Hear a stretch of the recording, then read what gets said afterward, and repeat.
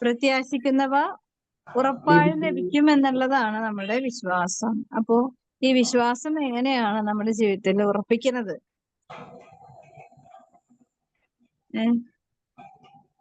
എങ്ങനെയാണ് ഉറപ്പിക്കുന്നത് വിശ്വാസം? പ്രത്യാശയിൽ കൂടി അല്ലെ? പ്രത്യാശിക്കുന്നവ ലഭിക്കുമെന്നുള്ളൊരു ഉറപ്പാണെങ്കിൽ നമ്മളെപ്പോഴും പ്രതീക്ഷിച്ചുകൊണ്ടിരിക്കണം അല്ലെ? ഇപ്പോ നമ്മുടെ ജീവിത യാത്രകളിലെ ഒത്തിരി തടസ്സങ്ങള് ഇങ്ങനെ അടിക്കടി വന്നുകൊണ്ടിരിക്കുമ്പോ, അല്ലെങ്കിൽ ബുദ്ധിമുട്ടുകള്, പ്രതിബന്ധങ്ങള്, രോഗങ്ങള്, സാമ്പത്തികമായ എല്ലാത്തിനും ഒരു സമയം ഉണ്ടെന്നുള്ള ഒരു ചിന്തയുണ്ടല്ലോ, അത് തന്നെ നമുക്കൊരു പ്രത്യാശയും പ്രതീക്ഷയുമാണ് തരുന്നത് അല്ലെ? അത് വിശ്വാസത്തോടുകൂടെ നമ്മളത് നോക്കിക്കാണുമ്പോ അത് ഉറപ്പായിട്ട് നമുക്കത് ലഭിക്കുന്നു അല്ലെ? ഉണ്ടോ? കേൾക്കാവോ? ഞാൻ ഈ കഴിഞ്ഞ ദിവസം ഒരു പാട്ടിന്റെ കാര്യം പറഞ്ഞായിരുന്നു. ഞാനിങ്ങനെ ഇങ്ങനെ കഴിഞ്ഞ ദിവസങ്ങളിൽ ഞാനിങ്ങനെ ചോദിച്ചു, ഇപ്പഴാ പിന്നെ പാട്ടുകളൊന്നും വരുന്നില്ലല്ലോ, അല്ലെങ്കിൽ ഇങ്ങനെ വെറുതെ ഇരിക്കുമ്പോ ചോദിക്കാതെ തന്നെ ഒത്തിരി പാട്ടുകൾ എഴുതി വെച്ചിട്ടുണ്ട്. പിന്നെ ഞാൻ ഓർത്തു വേണ്ട, ഇനി ഈശോ ഇങ്ങനെ തന്നോണ്ടിരുന്നാല് എനിക്കും ബുദ്ധിമുട്ടാണ്, ഈശോയ്ക്കും ബുദ്ധിമുട്ടാണ്.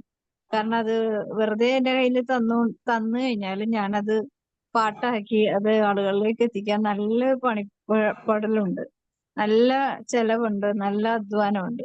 അപ്പം വേണ്ട എന്ന് വിചാരിച്ചു. പക്ഷെ എങ്കിലപ്പൊ ഞാൻ വിചാരിച്ചു, എനിക്ക് ആ കൃപ നഷ്ടപ്പെട്ടു പോയോ? ഇനി എന്റെ അഹങ്കാരം കൊണ്ട്, എന്റെ ചോദ്യങ്ങള് കൊണ്ട് കർത്താവ് അത് എന്നിൽ നിന്ന് തിരിച്ചെടുത്തോ എന്നൊക്കെ ഒരു ചെറിയ സംശയം അങ്ങനെ തോന്നി. അങ്ങനെ ഞാൻ ആ സംശയം തോന്നിയ ദിവസം ഈശോയോട് ഞാനിങ്ങനെ പറഞ്ഞു, അത് എടുത്ത് മാറ്റിയോ? കർത്താവ് ഇഷ്ടമുള്ളതുപോലെ എന്ത് വേണമെങ്കിലും ചെയ്യാമല്ലോ, ഈശോയ്ക്ക് തരാം, തിരിച്ചെടുക്കാം, എന്ത് വേണമെങ്കിലും ചെയ്യാം. അങ്ങനെ ഓർത്തിക്കുമ്പോഴാണ് ഞാന് എവിടെയോ പോയപ്പോഴേക്കും വണ്ടിയിൽ യാത്ര ചെയ്യുമ്പോൾ നമുക്ക് എനിക്കൊരു ട്യൂൺ ഇങ്ങനെ കിട്ടിക്കൊണ്ടിരിക്കണ്ടായിരുന്നു. അപ്പൊ പക്ഷെ നല്ല ട്യൂണായിട്ട് എനിക്ക് തോന്നി. അപ്പൊ ഞാൻ അത് റെക്കോർഡും ചെയ്യാനായിട്ട് എനിക്ക് പറ്റില്ല, കാരണം 2 വീലറിലാണ്. അപ്പൊ അത് കാറ്റിന്റെ ശബ്ദം കാരണം പാടിയാലും അത് കാറ്റ് മാത്രമേ കേൾക്കുള്ളൂ. അപ്പൊ അതുകൊണ്ട് ഞാൻ ഒന്നും ചെയ്തില്ല. അപ്പൊ ഞാൻ ഈശോയോട് പറഞ്ഞു, വീട്ടിൽ വരുമ്പോ എനിക്കതൊന്നും കൂടി കേൾപ്പിച്ചു തന്നെ. അപ്പൊ വീട്ടിൽ വന്നപ്പോ വീട്ടിലത്തെ സ്ഥിതി അത് കേട്ടിരിക്കാനുള്ള നേരമൊന്നായിരുന്നില്ല, വേറെ കാര്യങ്ങളിലേക്ക് പോയി. അങ്ങനെ പല ദിവസങ്ങൾ അങ്ങനെ കടന്നുപോയി. അങ്ങനെ ഇരിക്കുമ്പോഴാണ് ഒരു ദിവസം ഈശോ കിച്ചണിലായിരിക്കുമ്പോ തന്നെ ഈ ഒരു കാര്യം എന്നെ ഓർപ്പിച്ചത്. അപ്പോഴും ഞാൻ നല്ലൊരു പണിയില്ല, ഞാൻ നല്ല തിരക്കിട്ട് പാത്രമൊക്കെ കഴുകി വെക്കാൻ വേണ്ടി ഒരുങ്ങണേ. അപ്പൊ ഞാൻ ഇപ്പൊ എന്തായാലും തന്ന എനിക്കത് എടുക്കാൻ പ്രയാസമാണെന്ന് ഓർത്തിട്ട്, പക്ഷെ അപ്പോ നിർബന്ധപൂർവം എനിക്ക് ചെവി തരുന്നില്ല. എനിക്ക് എന്നെ സ്വീകരിക്കാനായിട്ട് എന്റെ തിരക്ക് കൊണ്ട് എനിക്കത് ഈശോ തരാതിരിക്കുന്നതല്ല, ഈശോ തരുന്നുണ്ട്, ഞാനത് സ്വീകരിക്കുന്നില്ല. അതാണ് എന്റെ പ്രശ്നം. നമ്മൾ വിചാരിക്കണം എന്താ, അത് ആ കൃപ എടുത്ത് മാറ്റിയോ, അല്ലെങ്കിൽ ഇപ്പോ പഴയ സ്നേഹം എന്നോട് ഇല്ലല്ലോ, അങ്ങനെ വേണമെങ്കിൽ എന്ത് പരാതി വേണമെങ്കിലും നമുക്ക് പറയാം. പക്ഷെ ഈശോ ഒന്നെടുത്ത് മാറ്റുന്നില്ല, ഈശോ ഇതെടുത്ത് അത് നമ്മളിത് തിരിച്ചെടുത്തിട്ടൊന്നുമില്ല. പക്ഷെ നമ്മൾ റെസ്പോൺസ് ചെയ്യാത്തതുകൊണ്ടാണ്, നമ്മൾ അതിനെ പ്രതികരിക്കാത്തതുകൊണ്ടാണ് നമുക്കത് അനുഭവം കിട്ടാത്തത്, അല്ലെങ്കിൽ അത് സ്വീകാര്യമാകുന്ന ഒരു മനസ്സ് നമുക്ക് നഷ്ടപ്പെട്ടു പോകുന്നതുകൊണ്ടാണ് പല കാര്യങ്ങളിലും അതുകൊണ്ടാണ് മർത്തയോട് പഴയ മർത്ത, നീ പല കാര്യങ്ങളിലും വ്യഗ്രതയോടുകൂടെ നിൽക്കുന്നതുകൊണ്ട് മറിയം ആ ഏറ്റവും വിശിഷ്ടമായ കാര്യത്തിന് വേണ്ടി മറിയം സമയം കൊടുത്തു. ഇത് ഒരു വ്യക്തിയില് ഒരേ സമയം മർത്തായും മറിയവും നമ്മുടെ ഉള്ളിൽ പലപ്പോഴും ഉണ്ട്.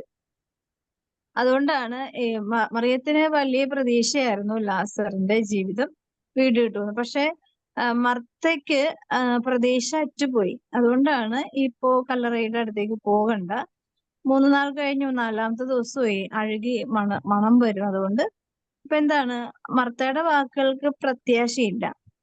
അപ്പൊ ഈശോ പറഞ്ഞ എന്താണ്? വിശ്വസിച്ചാൽ നീ ദൈവമഹത്വം ദർശിക്കും അല്ലെ? അപ്പൊ ശരിക്കും പറഞ്ഞ മർത്തയ്ക്ക് ഉണ്ടായിരുന്നതും മറിയത്തിനുണ്ടായിരുന്നതുമായ 2 കാര്യങ്ങളാണ്. അല്ലെ? മർത്തയ്ക്ക് പ്രത്യാശ നഷ്ടപ്പെട്ടു പോയി, മറിയത്തിന് പ്രതീക്ഷയുണ്ടായിരുന്നു. അല്ലെ? ഈശോ വന്നത് കണ്ടിട്ട് മറിയം എഴുന്നേറ്റ് ഓടിയൊന്നുമില്ല. എന്താ കാര്യം? ഈശോ പ്രവർത്തിക്കും. നല്ല ഉറച്ച വിശ്വാസം മറിയത്തിനുണ്ടായിരുന്നു. അതായത് നമ്മൾ ഒരു പ്രശ്നം വരുമ്പോ നമുക്ക് ഉത്കണ്ഠയും വ്യാകുലവും അസ്വസ്ഥയും വരുമ്പോ നമ്മൾ വെപ്രാളപ്പെടാറുണ്ട്, പല ദിക്കുകളിലേക്ക് ഓടാറുണ്ട്, പല ആളുകളിലേക്ക് ഓടാറുണ്ട്, അല്ലെ? നമ്മളുടെ സാവൂള്, ആദ്യത്തെ രാജാവ്, ഇസ്രായേലിലെ ആദ്യത്തെ രാജാവായ സാവൂള് എന്നെ സംഭവിച്ചതാണ്.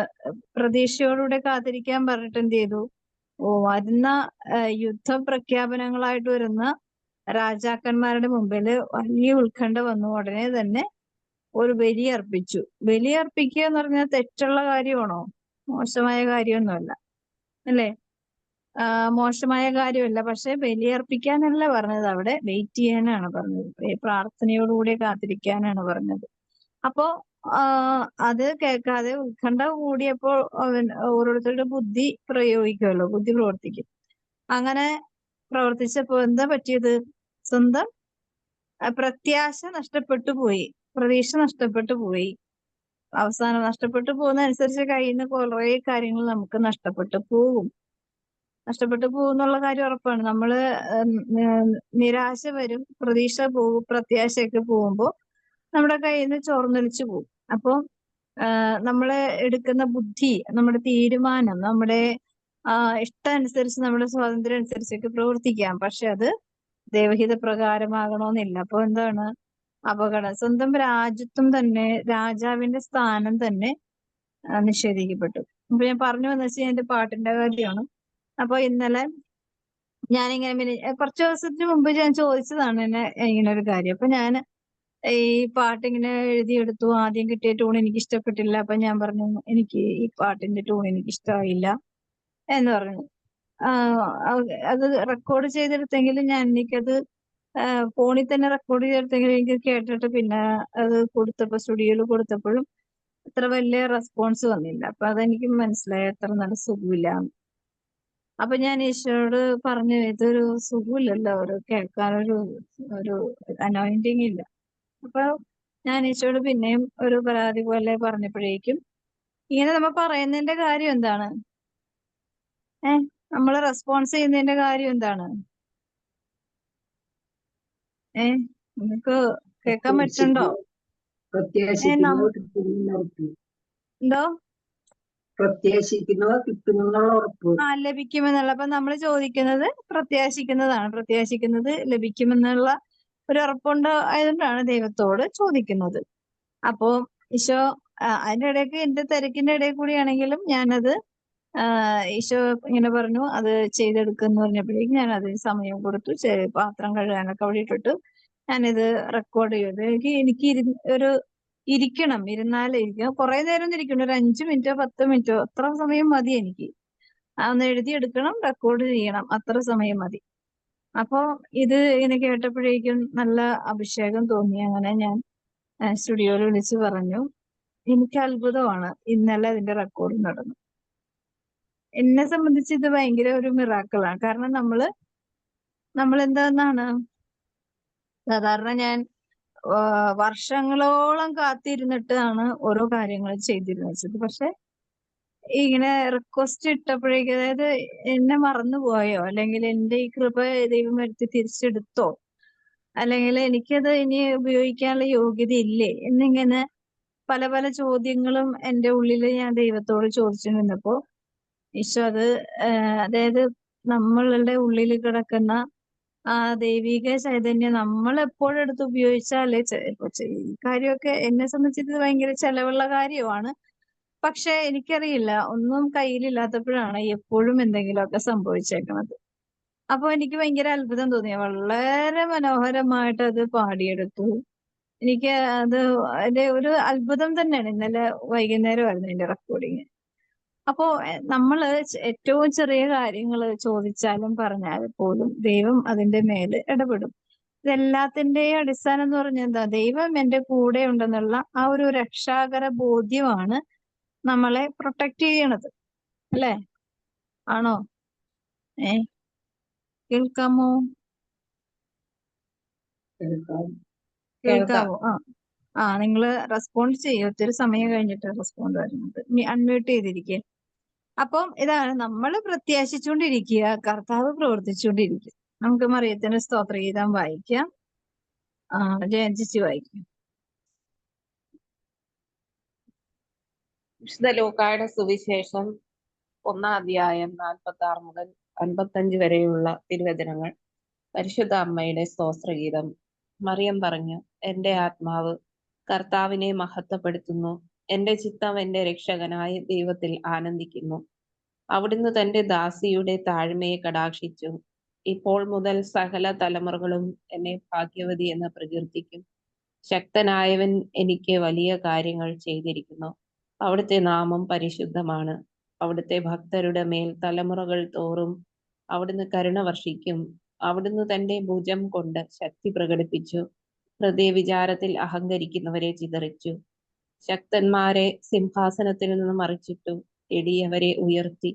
വിശക്കുന്നവരെ വിശിഷ്ട വിഭവങ്ങൾ കൊണ്ട് സംതൃപ്തരാക്കി. സമ്പന്നരെ വെറും കൈയോടെ പറഞ്ഞയച്ചു. തന്റെ കാരുണ്യം അനുസ്മരിച്ചുകൊണ്ട് അവിടുന്ന് തന്റെ ദാസനായ ഇസ്രയേലിനെ സഹായിച്ചു. നമ്മുടെ പിതാക്കന്മാരായ അബ്രാഹത്തോടും അവന്റെ സന്തതികളോടും എന്നേക്കുമായി ചെയ്ത വാഗ്ദാനം അനുസരിച്ച് തന്നെ ദൈവവചനമാണ് നമ്മൾ കേട്ടത്. നമുക്ക് ദൈവത്തെ സ്തുതിക്കാം.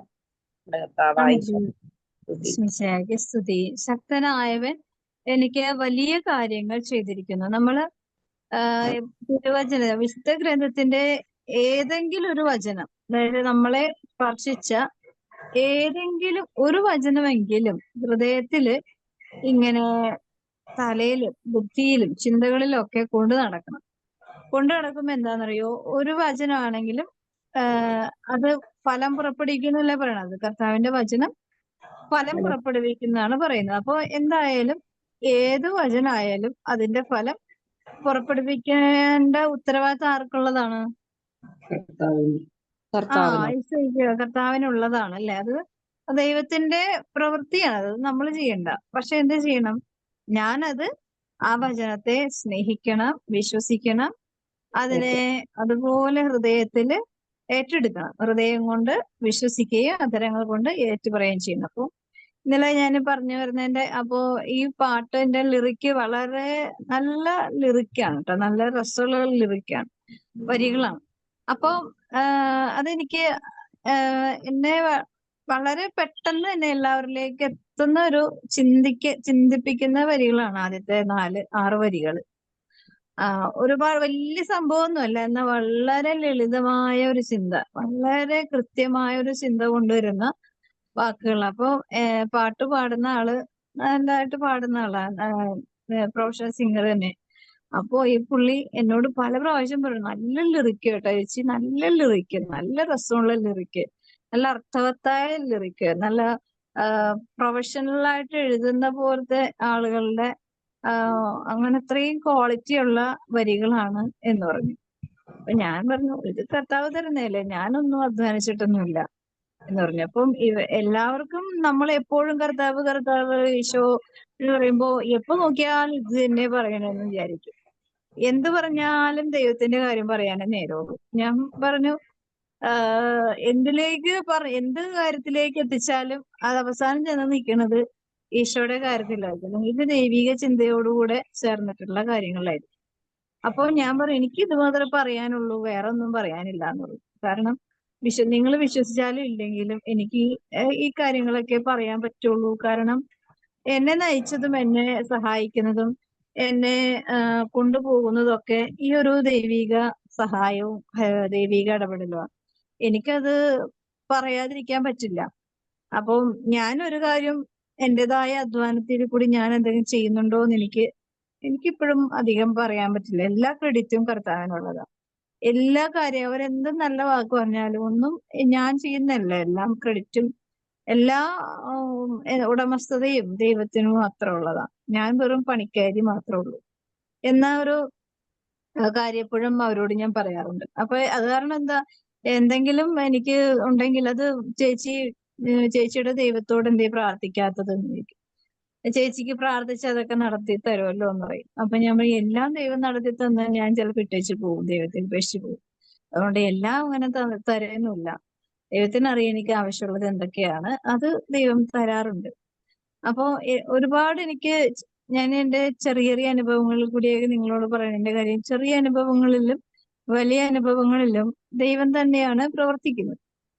ഇത് നമുക്ക് പ്രത്യേകമായിട്ട് ഈശോ നൽകുന്ന വചനഭാഗം വെളിപാട് പുസ്തകത്തില് 3-ാം അധ്യായത്തില് 20-ാമത്തെ തിരുവചന ഭാഗമാണ്. യേശു പറഞ്ഞു, ആരെങ്കിലും എന്റെ സ്വരം കേട്ട് വാതിൽ തുറന്നു തന്നാൽ ഞാൻ അവന്റെ അടുത്തേക്ക് വരും. ഈശോ പറഞ്ഞ എന്താണ്? ആരായാലും ആരായാലും എല്ലാവർക്കും സ്വാഗതമാണ്, അല്ലെ? ഈശോ പറഞ്ഞതിന്റെ ഓരോ വാക്കും നമ്മൾ ശ്രദ്ധിക്കണം. അതിപ്പോ ഹിന്ദു ആയാലും മുസ്ലിം ആയാലും ക്രിസ്ത്യാനി ആയാലും ആരായാലും വെൽക്കം. അപ്പൊ പ്രത്യേകിച്ച് ഞാൻ കഴിഞ്ഞ ദിവസം വേറൊരു കാര്യം കൂടി നിങ്ങളോട് പറഞ്ഞായിരുന്നു. എന്റെ ഈ സ്റ്റുഡിയോയിലുള്ള ആള് തന്നെയാണ് പറഞ്ഞു, സയൻസ് ആണ് ഏറ്റവും വലിയ സംഭവം. ഞാൻ പറഞ്ഞു സയൻസിനെ ഞാൻ വിശ്വസിക്കുന്നുണ്ട്, പക്ഷെ ദൈവത്തിന്റെ മുകളിലല്ല സയൻസ്, ദൈവത്തിന്റെ താഴെയാണ് സയൻസ്. സയൻസ് ഉണ്ടാവണമെങ്കിൽ ദൈവം തീരുമാനിക്കണം. സയൻസിനെ സൃഷ്ടിക്കാൻ ഈ ഭൂമിയിൽ വെറുതെ ഒരു സയൻസ് ഉണ്ടാവില്ല. അതിന്റെ മുകളിലൊരു പവർ ഉണ്ട്. ആ പവർ ആണ് ഞാൻ ആരാധിക്കുന്ന ദൈവം. ആ ദൈവം കഴിഞ്ഞിട്ടുള്ളൂ സയൻസ്. അപ്പോ അങ്ങനെ ഒന്നും രണ്ടൊക്കെ തർക്കിച്ചു. പിന്നെ പുള്ളി പറഞ്ഞു ഞാൻ തർക്കിക്കാനില്ല. ഞാൻ പറഞ്ഞു ഞാനും തർക്കിക്കാനില്ല. എന്താ ചേച്ചിയുടെ എന്താ പണ്ട് ബിതോവൻ, ഐസക് ന്യൂട്ടൻ, അങ്ങനെ കുറെ ശാസ്ത്രജ്ഞന്മാരുടെ പേരൊക്കെ പറഞ്ഞു. അവരൊന്നും ഇത്രയും മാത്രം സെലിബ്രിറ്റികളായത്, ലോകം അറിയപ്പെടുന്നവരായത് ഈശോയെ അറിഞ്ഞുകൊണ്ടോ സ്നേഹിച്ചുകൊണ്ടൊന്നും അല്ലല്ലോ എന്ന് പറഞ്ഞു. ഞാൻ പറഞ്ഞു അവരവരുടേതായ ചിന്തയിൽ ദൈവം എത്രത്തോളം അവരുടെ ജീവിതത്തിൽ ഉണ്ടായിരുന്നു എന്നുള്ളത് അവർക്കെല്ലാം അറിഞ്ഞൂട്. ലോകത്തിന്റെ മുമ്പിൽ എത്രത്തോളം അത് വ്യക്തമാക്കിയിട്ടുണ്ടെന്ന് എനിക്ക് അറിഞ്ഞൂടാ. ഞാൻ ഇത്രയും കാര്യങ്ങളിലേക്കൊന്നും ശാസ്ത്രീയപരമായി ലോകപരമായുള്ള കാര്യങ്ങളൊക്കെ അന്വേഷിക്കാൻ ഇറങ്ങിയിട്ടില്ല. പക്ഷെ ഞാൻ വിശ്വസിക്കുന്നത് അവരെ സൃഷ്ടിച്ച ദൈവം അവരിൽ കൂടി നടത്തിയ ഓരോ ദൈവിക പ്രവർത്തനവും ദൈവഹിതമായിരുന്നു. അതുകൊണ്ടാണ് നമുക്കിതൊക്കെ അനുഭവിക്കാനും അനുഗ്രഹമാക്കി മാറ്റാൻ സാധിച്ചത്. അപ്പൊ പറഞ്ഞു എന്ന് വെച്ചാൽ നമുക്കും ആ ഒരു രീതിയിലേക്ക് ആത്മീയമായ ചിന്തകൾ കൊണ്ടുപോയാൽ നമുക്ക് രക്ഷപ്പെടാം എന്നാണ് പുള്ളി പറഞ്ഞു തന്നത്. നമ്മൾ രക്ഷപ്പെടണം എന്നുള്ളതിൽ പറഞ്ഞു വന്നത് സയൻസിനെ ഡിപ്പെൻഡ് ചെയ്ത് നല്ലതാണ്. അങ്ങനെ കുറച്ച് ആളുകളെ ഇന്ന് ലോകത്തിൽ അറിയപ്പെടുന്ന പല ആൾക്കാരും സയൻസിനെ ഡിപ്പെൻഡ് ചെയ്തിട്ട് ജീവിച്ചിട്ടാണ് ഒരുപാട് വലിയ വലിയ ഉയർച്ചയിലേക്ക് പോയത് എന്നൊക്കെ പറഞ്ഞു. എനിക്കപ്പോ എന്റെ ഉള്ളിൽ വന്ന് ഞാനൊന്നും പറഞ്ഞായിരുന്നു, ലോകത്തിലുള്ളവൻ എന്റെ ഉള്ളിലുള്ളവൻ ഉള്ളവനേക്കാൾ വലിയവനാണ്. അപ്പൊ എന്റെ ഉള്ളിലുള്ളവനെ ഞാൻ അന്വേഷിച്ച് അങ്ങോട്ട് പോയാൽ മതി. അപ്പൊ ലോകത്തിനെ കീഴ്മേൽ മറിക്കാൻ ശക്തിയുള്ള ആള് തന്നെ എന്റെ ഉള്ളിലുണ്ടെങ്കിൽ പിന്നെ ഞാൻ ലോകത്തിൽ പരതി നടക്കേണ്ട ആവശ്യമില്ല. ഞാനപ്പോ ഒന്ന് തർക്കിക്ക് പിന്നെ കൂടുതലൊന്നും പറയാൻ പോയില്ല. അപ്പൊ പറഞ്ഞു ചേച്ചി അതൊന്ന് ട്രൈ ചെയ്യ്, ഇങ്ങനെ ഒന്ന് ട്രൈ ചെയ്യ്, അങ്ങനെ ഇങ്ങനെ ട്രൈ ചെയ്യ്, ഇങ്ങനെ പ്രാർത്ഥിക്കുക അങ്ങനെ പ്രാർത്ഥിക്കുക എന്ന് പറഞ്ഞു. ഞാൻ പറഞ്ഞു ഓക്കെ എന്ന് പറഞ്ഞു. അങ്ങനെ ഇടയ്ക്ക് ഒരു ദിവസം വിളിച്ചിട്ട് എന്നോട് ചോദിച്ചു എന്തായി ഞാൻ പറഞ്ഞ കാര്യം ട്രൈ ചെയ്യുന്നുണ്ടോ, അങ്ങനെ ധ്യാനിക്കുന്നുണ്ടോ? അപ്പൊ ഞാൻ അങ്ങനെ ഒന്നും ചെയ്യണില്ല എന്ന് പറഞ്ഞു. എനിക്ക് അതിന്റെ ആവശ്യമൊന്നും ഇല്ല എന്ന് പറഞ്ഞു. അങ്ങനെ കുറച്ചു ദിവസം കഴിഞ്ഞപ്പോഴാണ് ഈ റെക്കോർഡിങ്ങിന്റെ ആദ്യത്തെ പാടിട്ട് കൊടുത്തിട്ട് പുള്ളി വലിയ റെസ്പോൺസ് ഒന്നും ചെയ്തില്ല. പിന്നെ എനിക്കത് കേട്ടിട്ട് അത്ര അങ്ങ് ഇഷ്ടപ്പെട്ടില്ല. പിന്നെ ഒരു ദിവസം ഞാൻ തന്നെ അത് പാട്ട് വേറൊരു രീതിയിലോട്ട് മാറ്റി, ട്യൂണൊക്കെ മാറ്റി, ലിറിക്കൊന്നും മാറ്റിയില്ല, ട്യൂൺ മാത്രം മാറ്റി കൊടുത്തപ്പോ എന്നോട് പറയാണ്, ചേച്ചി ഈ പാട്ട് എങ്ങനെയാണ് കിട്ടിയതെന്ന് ചോദിച്ചു. അപ്പൊ ഞാൻ പറഞ്ഞു എപ്പോഴും കിട്ടുന്ന പോലെ തന്നെയാണ് കിട്ടിയത്, പ്രത്യേകിച്ചൊന്നും ഞാൻ ചെയ്തിട്ടില്ല എന്ന് പറഞ്ഞു. അപ്പോ ഈ പുള്ളി പെട്ടെന്ന് പറയാണ്, ചേച്ചി ആര് പറയണോ ഒന്നും കേൾക്കണ്ട കേട്ടോ, ചേച്ചി ഉദ്ദേശിക്കുന്ന, ചേച്ചി പ്രാർത്ഥിക്കുന്ന, ചേച്ചി ആരെയാണോ ഡിപ്പെൻഡ് ചെയ്യുന്ന ആ ആളെ തന്നെ ഡിപ്പെൻഡ് ചെയ്ത് മുമ്പോട്ട് പോയാൽ മതി എന്ന് പറഞ്ഞു. അപ്പൊ എനിക്ക് അത്ഭുതം തോന്നി. കാരണം ഓരോ സെക്കൻഡുകളിലും പ്രവർത്തിക്കുന്ന ശക്തി നമ്മളിൽ എത്രത്തോളം ആക്റ്റീവ് ആണെന്നുള്ളത് നമ്മൾ വിശ്വസിക്കുന്നത് പോലെ തന്നെ നമ്മളിൽ കൂടി മറ്റുള്ളവരും വിശ്വസിക്കണം. ഇല്ലാതെ നമ്മുടെ വിശ്വാസം എന്ന് പറഞ്ഞാല് നമ്മൾ സൂക്ഷിച്ച് സംരക്ഷിച്ച് വെക്കാൻ മാത്രമുള്ളതല്ല. നമ്മൾ സൂക്ഷിക്കുകയും സംരക്ഷിക്കുകയും വേണം. അതുപോലെ തന്നെ എന്ത് വേണം? മറ്റുള്ളവരിലേക്ക് ഓപ്പൺ ആക്കാൻ മറ്റുള്ളവരിലേക്ക് വേണം, അല്ലെ? മറ്റുള്ളവരിലേക്ക് തുറന്നു കൊടുക്കണം. ഈശോയുടെ ഈ ലോകത്തിലേക്ക് ഈശോ വന്നത് എന്തിനായിരുന്നു? രഹസ്യമായിട്ടാണോ വന്നത്? അല്ല, ഈശോ പരസ്യം. പരസ്യമായിട്ടാ വന്നത്. പക്ഷെ പിശാചുക്കള് പലപ്പോഴും ഈശോയെ പ്രഘോഷിക്കാനായിട്ട് അവരെ ശാസിച്ചു എന്ന് പറഞ്ഞത്, അല്ലെ? പിശാചുക്കള് ഈശോയെ ഈ ഭൂമിയിൽ ചെയ്യാൻ ആഗ്രഹിക്കുന്ന പല കാര്യങ്ങളും തടസ്സം നിൽക്കുന്നത് കൊണ്ട്, പിന്നെ ഈശോയുടെ ഒരു ടൈം ഉണ്ട്. ആ ടൈം ആകുന്നതിന് മുമ്പേ ഇവര് പ്രശ്നം ഉണ്ടാക്കുമെന്ന് ഈശോയ്ക്ക് അറിയാവുന്നതുകൊണ്ട് മിണ്ടിപ്പോരുതെന്ന് പറഞ്ഞിട്ടാണ് പല സ്ഥലങ്ങളിൽ വെച്ച് ഡെലിവറൻസ് ഒക്കെ നടത്തുമ്പോ ശാസിച്ചു വിടുന്നത്. അപ്പോ അങ്ങനെ ശാസിച്ചു വിട്ട് ഈശോയുടെ സമയം പൂർത്തീകരിച്ചുകൊണ്ടാണ് ഈ ഭൂമിയിൽ കടന്നുപോയത്. അത് വളരെ ദയനീയവും ഭയാനകവുമായ സങ്കടങ്ങളും വേദനകളും അതിദാരുണമായ പീഡനങ്ങളുടെ ഇടയിൽ കൂടിയാണ് ഈശോ ഈ ലോകം വിട്ട് പോയത്. അപ്പൊ എന്തിനാണ് ഇങ്ങനെ ഇത്രയും വിഷമിച്ചതെന്ന് പറഞ്ഞാല് ഈശോ ഒരു വഴിയാണെന്ന്, അല്ലെ? ഈശോ തോമസ് ലീഹ ചോദിക്കുന്നുണ്ട്, ഞങ്ങൾ ആരുടെ അടുത്തേക്ക് പോകുന്നു ചോദിക്കുമ്പോ, ഞാനാണ് വഴിയും സത്യവും ജീവനും, എന്നിലൂടെ വരുന്നവരെ ഒരിക്കലും വഴിതെറ്റിപ്പോവില്ല എന്ന് പറയുന്നുണ്ട്, അല്ലെ? ഈശോയുടെ കൂടെ ഈശോ ആകുന്ന വഴിയെ ഫോക്കസ് ചെയ്ത് കഴിഞ്ഞാല് ചിലപ്പോ അപ്പുറത്തും ഇപ്പുറത്തും രണ്ട് ദിശയിൽ നിന്നും ഇരുട്ടും അന്ധകാരാവസ്ഥയുടെ ചിന്തകളും ബുദ്ധിയുടെ പ്രവൃത്തികളൊക്കെ നമ്മൾ ആക്രമിച്ചേക്കാം. പക്ഷെ ലക്ഷ്യസ്ഥാനത്തേക്ക് നമുക്ക് പോകണമെങ്കിൽ ക്രിസ്തുവാകുന്ന പ്രകാശത്തിലേക്ക് നമ്മൾ നോക്കി തന്നെ സഞ്ചരിക്കണം. നമുക്കറിയാമോ, പത്രോസ് കടലിന്റെ മീതെ നടക്കാനായിട്ട് ആവശ്യപ്പെടുന്നു, നടന്നു, 2-3 സ്റ്റെപ്പുകളൊക്കെ വെച്ചു. കടലിന്റെ മീതെ ആർക്കും നടക്കാൻ പറ്റില്ല, അല്ലെ? നമ്മുടെ ശാരീരിക ഘടന വെച്ച് നോക്കുമ്പോ, വെച്ച് നോക്കുമ്പോ, സയന്റിഫിക്കലി നോക്കുമ്പോ, ബയോളജിക്കലിയൊക്കെ നോക്കുമ്പോ ഒരിക്കലും ഒരു മനുഷ്യന് കടലിന്റെ, അതും ക്ഷോഭത്തിന്റെ ഇടയിൽ കടലിന്റെ മീതെ നടക്കുക, അതൊരു മാനുഷികമായ ചിന്തയിൽ ഉൾക്കൊള്ളുന്ന ഒരു കാര്യമല്ല.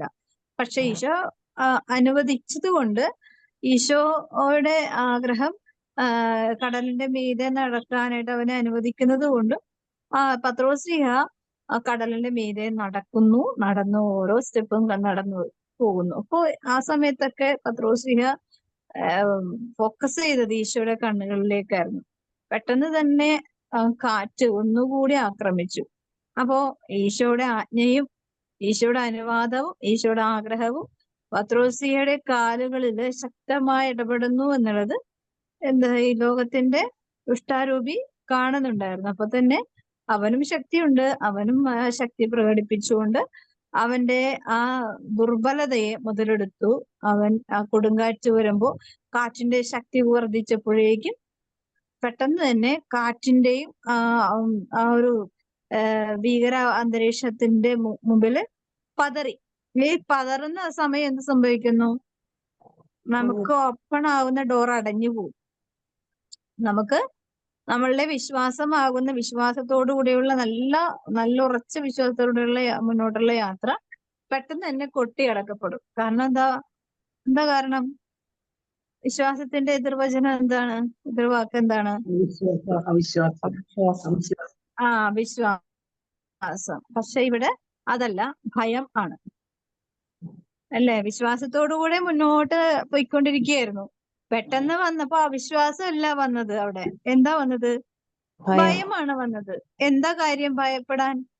അപ്പുറത്ത് എല്ലായിടത്തുനിന്നും കാറ്റും കോളും, കടലിന്റെ മീതെ മനുഷ്യൻ നടക്കുക അസാധ്യമായ കാര്യം. പക്ഷെ അനുവദിച്ചിരിക്കുന്നത് കടലിനെ ശാസിച്ചു നിർത്താൻ കഴിവുള്ളതും കടലിന്റെ മേൽ അധികാരമുള്ളതുമായ ദൈവമാണ് പത്രോസ് ലീഹയോട് പറഞ്ഞിരിക്കുന്നത്. പക്ഷെ ഈ കടലിന്റെ മേല് നമ്മൾ ചില സ്ഥലങ്ങളിൽ ചെല്ലുമ്പോഴേക്കും ഒരു അന്തരീക്ഷം തന്നെ വളരെ മോശമായ അന്തരീക്ഷം തോന്നാറില്ല. നമുക്ക് ഫീൽ ചെയ്യും, നെഗറ്റീവ് എനർജി, ചില വ്യക്തികളിൽ നിന്ന്, ചില വാക്കുകളിൽ നിന്ന് നെഗറ്റീവ് എനർജി അവിടെയൊക്കെ അധികാരപ്പെടുത്തി വെച്ചിട്ടുള്ള കാര്യങ്ങളാണ്. ചില കുടുംബങ്ങളിലേക്ക് ചെല്ലുമ്പോൾ നമുക്ക് അടി കിട്ടും. ചില പറയാറില്ലേ, നമ്മൾ അവർക്ക് വേണ്ടി പ്രാർത്ഥിക്കുമ്പോൾ നന്നായിട്ട് പ്രിപ്പറേഷൻ നടത്തണം, അല്ലെങ്കിൽ നമ്മൾ അടി കിട്ടും. കാരണം എന്താ? അധികാരപ്പെടുത്തി വെച്ചിട്ടുണ്ട് ചില മേഖലകൾ അവൻ. അപ്പോ അവന്റെ അധികാരത്തിന്റെ മേലിൽ തോണ്ടാൻ ചെന്ന് കഴിഞ്ഞാൽ നമുക്ക് അടി കിട്ടും. അപ്പൊ എന്ത് ചെയ്യണം? നമ്മൾ അതുപോലെ വിശ്വാസത്തോടെ നിന്ന് കഴിഞ്ഞാൽ അടിക്കാൻ വന്നാലും നമ്മള് സ്ട്രോങ് ആയിട്ട് നിൽക്കും, അല്ലെ? ജോബിന്റെ വിശ്വാസം അതുപോലെ നല്ലൊരു ഫെയ്ത്ത് ആയിരുന്നു, നല്ലൊരു വിശ്വാസ ഉറപ്പുണ്ടായിരുന്നു. അതുപോലെ അബ്രഹത്തിന്റെ വിശ്വാസവും ഉറപ്പുണ്ടായിരുന്നു. അപ്പോ അബ്രഹാം അവിശ്വാസം പ്രകടിപ്പിച്ചപ്പോ അതിൻ്റെതായ ബുദ്ധിമുട്ടുണ്ടായിരുന്നു. പക്ഷേ അബ്രഹാം ഏറ്റവും അധികം ആഗ്രഹിച്ച കാര്യത്തില് അബ്രഹത്തിന്റെ ജീവിതത്തിൽ ദൈവം ശക്തമായി കൈവച്ചു. എന്തായിരുന്നു? അബ്രഹത്തിനൊരു കുഞ്ഞില്ല എന്നുള്ളത് വലിയൊരു വേദനയായിരുന്നു. കുഞ്ഞിനെ കൊടുത്തു. 12 വയസ്സോളം ആയപ്പോഴേക്കും കുഞ്ഞിനെ തിരിച്ചതാ എന്ന് പറഞ്ഞു. അപ്പോ അബ്രഹാം പതറിയോന്ന് ചോദിച്ചാല് ഒരു ചെറിയൊരു മിന്നല് പോലെ വേദന ഉണ്ടായിരുന്നുവെങ്കിലും അടുത്ത നിമിഷം അവിടെ അബ്രഹാം വിശ്വാസം വീണ്ടെടുത്തുണ്ട്. ഉടനെ തന്നെ തയ്യാറെടുക്കുകയാണ്. പക്ഷെ മലയിലേക്ക് പോകുമ്പോ മകൻ ചോദിക്കുന്നുണ്ട്. എന്താ ചോദിക്കുന്നത്? എല്ലാ കാര്യങ്ങളും ഉണ്ട്, പക്ഷെ ബലി കഴിപ്പിക്കാൻ ബലി വസ്തു ഇല്ലല്ലോ, എന്താ ബലി വസ്തു എടുക്കാഞ്ഞ് എന്നപ്പനോട് ചോദിക്കുമ്പോ എന്താ പറയണത്? അപ്പൻ എന്താ പറയണത്? ദൈവം തരും എന്നൊരു വാക്ക് പറയുന്നുണ്ട് അവിടെ. അത് നമ്മൾ ശ്രദ്ധിക്കണം. നീയാണ് എന്റെ ബലിവസ്തു എന്ന് പറയുന്നില്ല. എന്താണ് അവിടെ ഒരു ഉറപ്പാണ്. അബ്രഹത്തിന്റെ ഉള്ളില് അബ്രഹത്തിന് ദൈവം കൊടുത്ത ഉറപ്പ് അങ്ങോട്ട് വിശ്വസിക്കുകയാണ്. അത് മക്കളെ ദൈവം തരും, അവിടെ ചെല്ലുമ്പോ ദൈവം തരും എന്ന് പറയുന്നുണ്ട്. നമ്മൾ ചില സമയങ്ങളിൽ മക്കളോട് പറയാറില്ലേ, അതൊക്കെ റെഡി ആയിക്കോളും, അതൊക്കെ സമയമാകുമ്പോ ദൈവം തരും അതൊക്കെ. പക്ഷെ നമ്മുടെ മുമ്പിൽ ഒന്നും ഉണ്ടാവില്ല, കാലിയായിരിക്കും. പക്ഷെ നമ്മൾ എന്താണ്, നമ്മള് മുമ്പിലുള്ള വിശ്വാസ ദൃഢത കൊണ്ട് മുമ്പിലുള്ള എല്ലാ പ്രതിസന്ധികളെ തുളച്ച് കയറിപ്പോകാനുള്ള ഒരു ആന്തരികമായ വിശുദ്ധിയോടുകൂടെയുള്ള ഒരു വിശ്വാസം എന്റെ ഹൃദയത്തിൽ സൂക്ഷിക്കുന്നുണ്ടെങ്കിൽ ഞാൻ ഓപ്പൺ ദ ഡോർ എന്നുള്ള പോലെയാണ്. എന്റെ ഈശോയുടെ മുമ്പിൽ ഞാൻ എപ്പോഴും തുറന്ന ഹൃദയത്തോടെ ഇരിക്കുന്നുണ്ടെങ്കിൽ തീർച്ചയായിട്ടും എന്ത് ചെയ്യും? ഈശോ കേറി വരും, അല്ലേ? അതെ, ഈശോ കേറി വരും. ഈശോ ഇപ്പം കടലിനെ ശോഭിച്ചുകൊണ്ടിരിക്കുമ്പോഴേക്ക് ഈശോ എന്താ ചെയ്തത്? ഇതുപോലെയുള്ള മറ്റൊരു സമയത്ത് ഈശോ വഞ്ചി കിടന്ന് ഉറങ്ങുന്നു. ശിഷ്യന്മാരെല്ലാവരും കിടന്ന് കരച്ചിലോട് കരച്ചില്. അപ്പോ ഈശോ ആണെങ്കിൽ അതിന്റെ തട്ടിൽ കിടന്ന് നല്ല ഉറക്കമാണ്. അപ്പോ ഈശോയോട് ചോദിക്കുന്നുണ്ട്, എന്താ ഇത് ഇങ്ങനെ കിടന്ന് ഉറങ്ങണേ? എന്താ? ഞങ്ങൾ ഇവിടെ കടലിൽ മുങ്ങിച്ചാകാൻ പോവാണ്, എന്താ കിടന്ന് ഉറങ്ങണേന്ന് പറഞ്ഞ് വിളിച്ച് എഴുന്നേൽപ്പിക്കുമ്പോഴേക്കും ഈശോ എന്താ പറയണത്? കടലിനോട് ശാന്തമാകാൻ പറയുന്നുണ്ട്, അല്ലെ? കടലിനോട് ശാന്തമാകാൻ പറയുമ്പോ കടലവിടെ ശാന്തമാവുകയാണ്. അപ്പൊ ഇതെല്ലാം ഇവര് കണ്ടിട്ടുണ്ട്, എല്ലാ അനുഭവങ്ങൾ കൂടിയാണ്. പക്ഷെ എന്ത് പറ്റി? ഈശോ മരിക്കുന്ന സമയത്ത് പോലും ഇവർക്ക് ഈ വിശ്വാസം ഉണ്ടായിരുന്നില്ല, അല്ലെ? ഇത്ര ദുർബലമായ മനുഷ്യര്. നമ്മള് ഈ ശിഷ്യന്മാരുടെ ഫോളോവേഴ്സ് ആണ്, അല്ലെ? നമുക്ക് എത്ര അനുഗ്രഹം കിട്ടിയാലും നമ്മള് എന്ത് ചെയ്യും? പെട്ടെന്ന് തന്നെ മറന്നു പോകും, അല്ലെങ്കിൽ ദൈവിക ഇടപെടലുകൾ പെട്ടെന്ന് തന്നെ മറന്നു പോകുന്നതുകൊണ്ട് അടുത്ത അനുഗ്രഹത്തിന് വേണ്ടി നമ്മൾ കാത്തിരുന്ന് വേദനയോടെ പ്രാർത്ഥിക്കുക. അപ്പൊ നമ്മൾ മനസ്സിലാക്കേണ്ട, ആദ്യം പ്രവർത്തിച്ചത് ആ ദൈവം തന്നെയല്ലേ, പിന്നെ എന്തുകൊണ്ട് ഇപ്പൊ എന്താ പ്രവർത്തിക്കാൻ മടി? ഇപ്പൊ ഞാൻ തുടക്കത്തിൽ പറഞ്ഞ പോലെ എനിക്ക് വർഷങ്ങളായിട്ട് കിട്ടിക്കൊണ്ടിരിക്കുന്ന ഒരു കൃപയാണ് പാട്ട് എഴുതാനും ട്യൂൺ ചെയ്യാനും. അതെനിക്കൊരു പാട്ട് കിട്ടുക എന്ന് പറഞ്ഞാൽ ആ പാട്ടോടുകൂടെ തന്നെ ആണ്. ഇപ്പൊ ചായ തിളപ്പിക്കണമെങ്കിൽ നമുക്ക് ചായ പാത്രം വേണം, വെള്ളം വേണം, ചായപ്പൊടി വേണം, ഗ്യാസ് വേണം, പിന്നെന്ത് വേണം? പഞ്ചസാര വേണം, എല്ലാം വേണം. അപ്പൊ ഞാൻ ഈശോയോട് ചോദിക്കുകയാണ്, എനിക്കൊരു ചായ വേണം എന്ന് പറയുമ്പോൾ എന്റെ ഗ്ലാസ്സോടുകൂടെ തന്നെ എനിക്ക് ചായ കിട്ടുകയാണ്. ഞാൻ അവിടെ എന്തെങ്കിലും ചെയ്യുന്നുണ്ടോ? കർത്താവ് തിളപ്പിച്ച് തരും നമുക്ക്, അല്ലെ? നമുക്ക് ആവശ്യമുള്ളത് സമയത്ത്. ഇപ്പൊ ഹബക്കൂക്ക് എന്റെ ദാനിയേലിന്റെ വേദനയുള്ള ദാരിദ്ര്യം പിടിച്ച വിശപ്പോടുകൂടെ ഇരിക്കുന്ന സമയത്ത് ഭക്ഷണം കൊടുത്തതുപോലെ, അതുപോലെ ആർക്കൊക്കെ കാക്ക വഴി ഭക്ഷണം കൊടുത്തു എലിയ പ്രവാചകന്, അല്ലെ? ആരും അപ്പവും വെള്ളവും കൊണ്ടേ കൊടുത്തു, അല്ലെ? അപ്പൊ ഇതാരും ഒന്നും ചെയ്യുന്നതല്ല, കർത്താവിന്റെ ദൂതര്, അല്ലെങ്കിൽ ദൈവത്തിന്റെ ശക്തി, ദൈവത്തിന്റെ മഹത്വം നമ്മൾക്ക് വേണ്ടി നിലകൊള്ളും. എന്ത് ചെയ്താല് ഈശോയുടെ ശബ്ദം കേൾക്കണം നമ്മള്. നമുക്കത് പ്രാക്ടീസ് ചെയ്തേ മതിയാവും. അതായത് മരിക്കുന്നതിന് മുമ്പെങ്കിലും നമ്മൾ ദൈവത്തിന്റെ ശബ്ദം കേൾക്കുക. ദൈവത്തിന്റെ ശബ്ദം കേൾക്കാൻ ഏറ്റവും ഈസി എന്താണ്? പ്രാർത്ഥനയാണ്.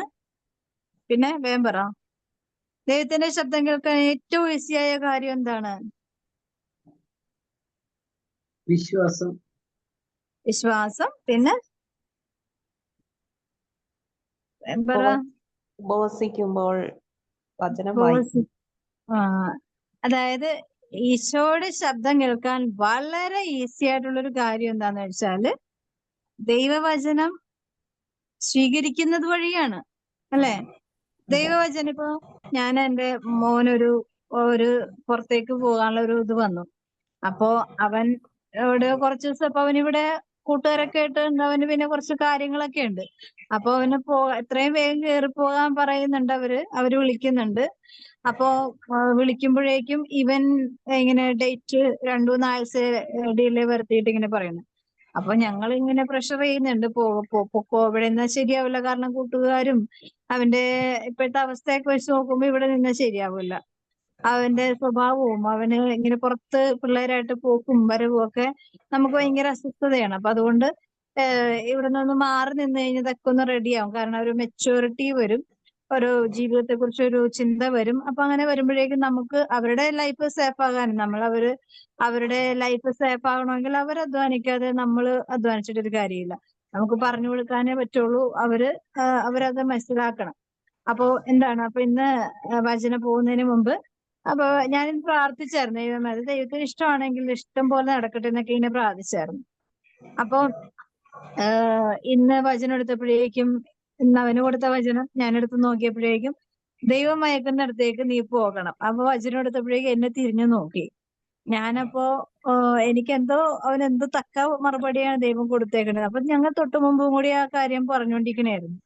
അത് കഴിഞ്ഞിട്ട് ഇപ്പൊ എന്താണ്, കർത്താവാണ് നിന്റെ മുമ്പിൽ പോകുന്നത്, അവിടുന്ന് നിന്നോട് കൂടെ ഉണ്ടായിരിക്കും. പിന്നെ ഉള്ള വചനമാണ് ദൈവം അയക്കുന്നിടത്തേക്ക് നീ പോകണം എന്ന് പറഞ്ഞു. കൃത്യമായ വചനം. അപ്പോ ഞാൻ അത് കഴിഞ്ഞിട്ടാണ് എടുത്ത് നോക്കിയത്. പക്ഷെ അവൻ എന്നെ നോക്കിയിട്ട് ഒരു ചിരിയും ചിരിച്ചിട്ട് അങ്ങോട്ട് പോയി. അപ്പൊ എന്താ കാര്യം?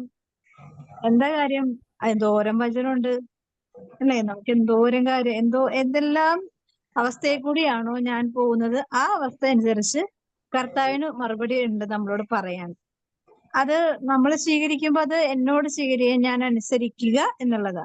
അപ്പൊ ആരെങ്കിലും എന്റെ സ്വരം കേൾക്കുക എന്ന് പറഞ്ഞ വെറുതെ കേട്ടു പോകാനല്ല, അത് കേട്ടിട്ട് അത് സ്വീകരിക്കുക. അനുസരിക്കുമ്പോ എന്താണ്, നമ്മളത് അനുസരിക്കുക എന്ന് പറഞ്ഞാൽ എന്റെ ഹൃദയം അത് ഒരുക്കപ്പെടുകയാണ്. അപ്പോ ദൈവത്തിന്റെ ഹിതത്തിന് വേണ്ടി എന്റെ ഹൃദയം ഓപ്പൺ ആവുകയാണ്. അപ്പൊ എന്തുവരും, ഞാൻ അനുസരിക്കുന്നത് വഴി എന്റെ ജീവിതത്തിൽ ദൈവം ഇടപെടും, ഉറപ്പായിട്ടും ഇടപെടും. ഇടപെട്ടില്ലേ പിന്നെ ദൈവത്തെ നമ്മൾ ആശ്രയിക്കുന്നു എന്ന് എന്താ ഉറപ്പ്, അല്ലെ? ദൈവത്തിന്റെ സമയത്ത് കൃത്യമായിട്ട് ഇടപെടും. അതുവരെ നമ്മൾ ഓപ്പൺ ആക്കി ഇരിക്കുക. കർത്താവ് എപ്പോ വരും എന്നറിയില്ല. 10 കന്യകമാരുടെ കാര്യം പറഞ്ഞ പോലെ എപ്പോ വേണമെങ്കിലും ദൈവത്തിന് നമ്മുടെ ജീവിതത്തിൽ ഇടപെടാം. പക്ഷെ നമ്മൾ എപ്പോഴും പ്രിപ്പയർഡ് ആയിരിക്കുക. അതിന് പ്രിപ്പയർഡ് ആവാനായിട്ട് എന്ത് ചെയ്യണം? നമ്മൾ സ്വതവേ ദുർബലരായതുകൊണ്ട് ഈ ദൈവവചനം നമ്മൾ തളർന്നു പോകുമ്പോൾ എടുത്തു നോക്കേണ്ടത് എന്താണ്? ദൈവവചനം എടുത്ത് തുറന്നു നോക്കുക, പ്രാർത്ഥിക്കുക, വചനം തുറന്നു വായിക്കുക. അവിടെ എനിക്ക് വേണ്ടി ഈശോ സംസാരിക്കുന്ന വാക്കുകളുണ്ട്. അത് തപ്പിപ്പിടിച്ച് നിന്റെ കണ്ണ് പെട്ടെന്ന് നോക്കുന്നത് തന്നെ ചിലപ്പോ എന്നോട് സംസാരിക്കുന്ന വചനഭാഗമായിരിക്കും. അത് ഞാൻ സ്വീകരിക്കണം, അത് ഞാൻ വിശ്വസിക്കണം, അത് ഞാൻ അനുസരിക്കണം. അപ്പൊ എന്ത് പറ്റും? ഈശോയുടെ സ്വരം കേൾക്കാൻ പറ്റും, അതെ, ദൈവത്തിന്റെ സ്വരം കേൾക്കാൻ പറ്റും. ഇങ്ങനെയാണ്. അല്ലാതെ നമ്മള് സ്വർഗത്തിൽ നിന്ന് അശരീരിയായിട്ടൊന്നും നമുക്ക് കേൾക്കാൻ പറ്റില്ല. അത് ദൈവത്തിന്റെ ഇടപെടലുകൾ ഏറ്റവും നന്നായിട്ട് സ്മൂത്തായിട്ട് നടക്കുന്ന ഒരു മേഖലയാണ് ദൈവവചനം. നമ്മൾ ഹൃദയം കൊണ്ട് സ്വീകരിക്കുന്നത് വഴി ഈശോയുടെ നല്ല വചനത്തിന്റെ ഫോളോവർ ആവും. ദൈവവചനത്തെ അനുസരിക്കുവാനും അനുഗമിക്കുവാനും ഉള്ള ഒരു മനസ്സുണ്ടായാൽ തന്നെ നമ്മുടെ ജീവിതത്തിൽ ദൈവം ഒരിക്കലും വിട്ടുമാറാതെ ഇങ്ങനെ ചുറ്റിക്കറങ്ങി തിരിച്ചിരിക്കും. അവിടുത്തെ സ്നേഹം വലയം ചെയ്യും എന്ന് പറയുന്നില്ലേ, ഈ വലയത്തിന്റെ ഉള്ളിലായിരിക്കും നമ്മള്. ആ ഒരു കൃപ ഉണ്ടാകുന്നതിനും മറ്റുള്ളവരിലേക്ക് എത്തിക്കുവാനും ഉള്ള അനുഗ്രഹത്തിനായിട്ട് നമുക്ക് പ്രാർത്ഥിക്കാം. ഈശോയുടെ ഹൃദയത്തിൽ ഹൃദയത്തിൽ നിന്ന്